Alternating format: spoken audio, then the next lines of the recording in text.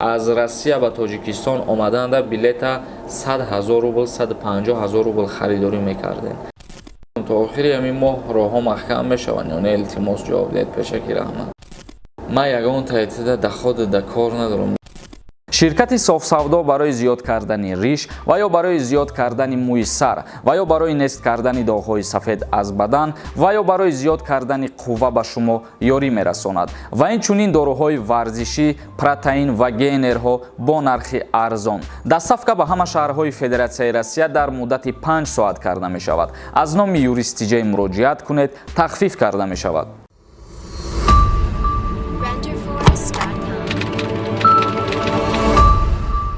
ассалому алайкум ба ҳама тамошобинони барномаҳои канали юристиҷа. умедвор ҳастам ки якояки шумо тансиҳат ва хонаобод мебошед. пеш аз мавзӯи асосиро шурӯъ кардан, ҳар як нафаре ки айни ҳол навори моро тамошо кардесай ба омади иди қурбон табрикш мегум. бигзор худованд кана ки боз соли дигар дар иди дигар зинда ва саломат бошем бо аҳли оилаи худмон ва худованд кана ки садҳо иди дигара мо ҷашн мегирем. як бори дигар идои ҳаматон муборак бошад тамошобинони азиз. ва мавзӯи имрӯзаи мо дар бораи поизҳо. чӣ хеле ки шумо савол медодаем бисёрид ки роҳи поиз кай кушода мешава ва оё билетҳош дар фурӯш буромадагӣ ҳастанд ё ин ки не. чӣ хеле ки чанд рӯз пеш мо видео карда будем ва гуфтем ки аз 15 июл шурӯъ карда бояд ки шаҳрвандои тоҷика бо тариқи роҳи оҳан ба Федератсияи Россия интиқол тиҳанд. лекин мутаассифона аз ҷониби ҳукумати Федератсияи Россия дар ин маврид дигар ягон ахборот нашида буд ва хушбахтона имрӯз як ахборот дар ин мавзӯъ дастрас намудем. дар Русия пешниҳод карданд ки муҳоҷиронро бо қатораҳои чартерӣ ба ин кишвар биёранд. яъне ки дар аввал вақте ки роҳи оҳан кушода мешавад аз ҷумҳурии Тоҷикистон ба Россия, якчанд рейсҳои чартерӣ мешавад. шахсиятҳое ки мисол номнавис мекунанд ба ягон ширкати Федератсияи Россия ё ки ягон аъзои комиссия меояд ба Тоҷикистону шаҳрвандои тоҷика номнавис мекунад барои кор кардан, мумкин ҳамин шахсиятҳоро дар қатори аввал ба рейсҳои чартерӣ ба поизд ба Россия мебараншон ва баъдан идома метиҳанд рейсҳои худшонаву чиптаҳошона ба фурӯш мебаранд. яъне дар умум бигирем, агар Русия пешниҳод кард, яъне иҷозат дод ки роҳҳои поиз кушода карда шаванд ва муҳоҷиронро бо қатораҳо ба тавассути чартерӣ ба Россия ворид кунанд. вазорати сохтмони Русия пешниҳод кард ки муҳоҷирони кориро барои сохтмонҳои Русия на бо хатсайрҳои чартерӣ, балки тавассути қатораҳои чартерӣ ворид кунанд. хабар медиҳад ТАСС, яъне ки ТАСС як сайти ҳукуматии Федератсияи Россияи бародарони азиз.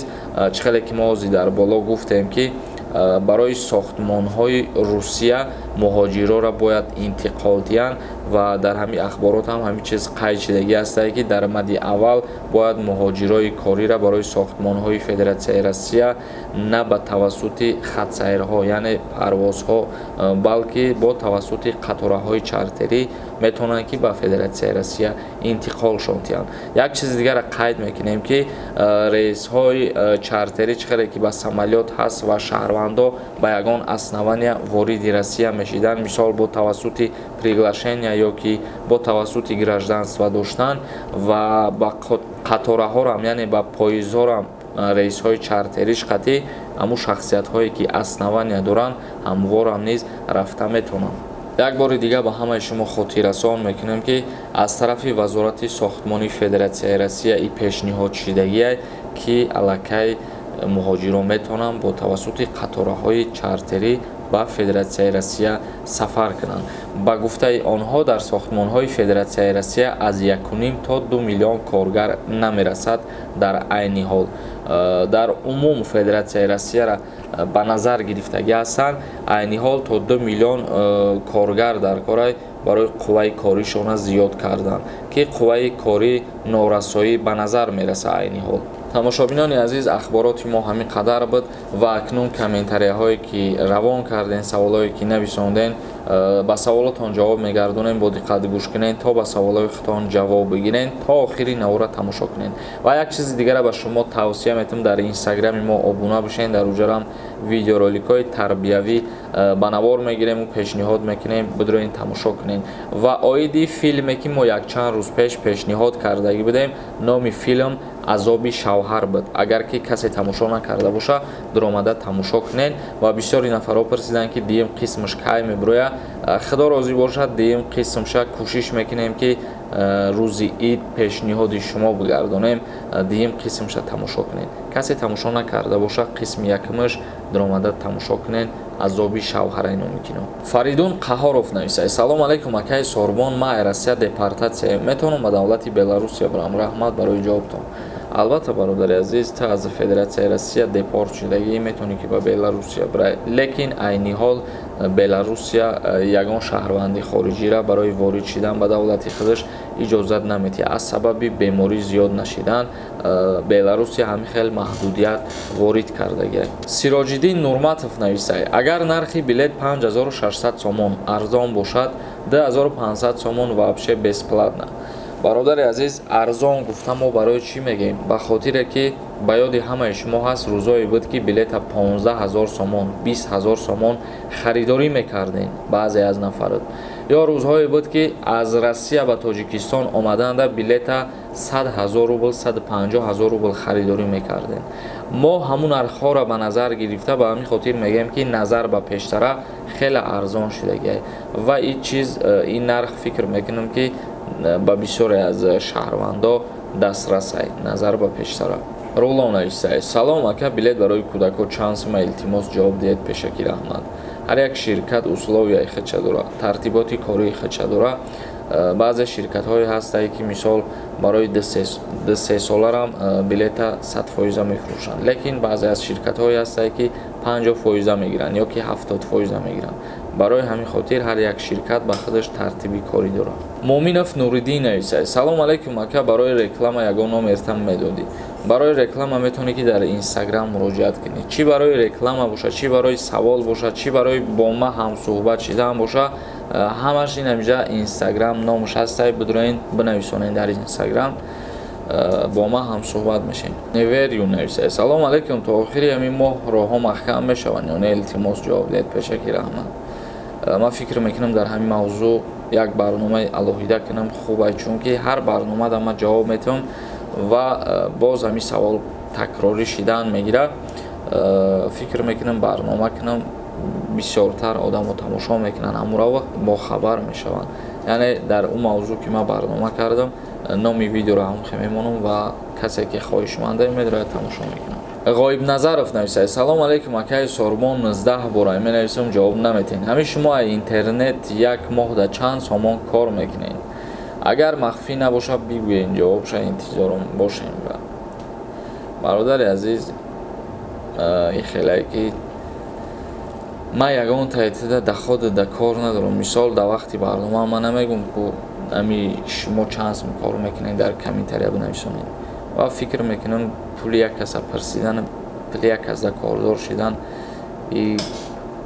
хубам нестай. ба ҳамин хотир ҳар касе ки чанд сомоне ки кор мекуна ошир шава ва ҳар касе ки ҳар қадаре ки дора назди худованд шукр кунад. ва ногуфта намонад ки касе ютуба мефаҳмад, касе ки монетизатсияра мефаҳмад, касе ки просмотра мефаҳмад чанд сум кор мекуна, ӯ канали мара дуромада худаш проверка куна, ҳамун просмотрои ма маълум мешавад ки чанд сомон кор мекуна. агар ӯ қадар муҳим боша, бародар, худат бифаҳмӣ просмотр чанд сомон мета, просмотри ямоҳара бидро ҳисоб мефаҳмӣ, баъд ба хулосае меоӣ ки ӯ қадар пули калон набудай.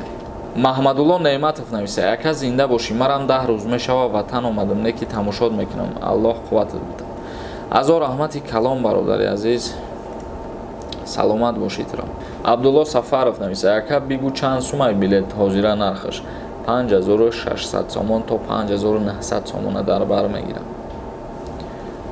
Ошиқони Аллоҳ нависад: қатъи ҳамин рекламот безор кади софсавдо намешидани ширкатай. барои ту намешидани ширкат боша, барои баъзе нафарҳо мумкин фоида бирасонад.